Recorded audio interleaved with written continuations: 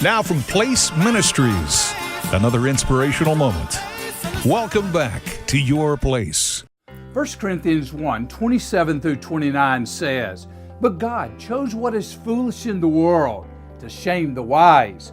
God chose what is weak in the world to shame the strong. God chose what is low and despised in the world, even things that are not, to bring to nothing things that are, so that no human being might boast in the presence of God." In his book, 12 Ordinary Men, John MacArthur takes time in the beginning to make that very point, that the most distinct feature the disciples had in common was that they were tremendously average people. They were not theologians, and none of them were well known for their education.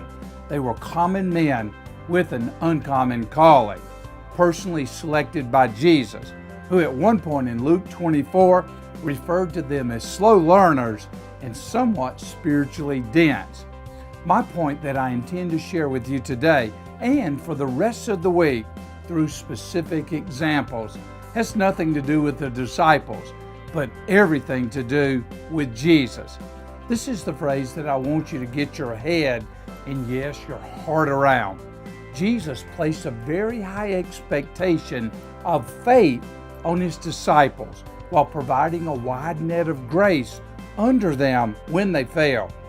As you live out your place in life and ministry today, realize as disciples of Jesus, the same applies to us. There are expectations from Scripture that we are to live out by faith that are contrary to the way of the world, yet at the same time, His grace is sufficient for us when we fail to meet the mark. Aren't you grateful that both His expectations and His grace still apply to the ordinary people like you and me that He calls today? Your Place is a weekday devotional from Place Ministries. Our focus is helping followers of Christ know how and why God created them, and be encouraged to do what God created them to do in life and ministry. For a list of free resources, go to placeministries.org and join us every weekday right here at Your Place.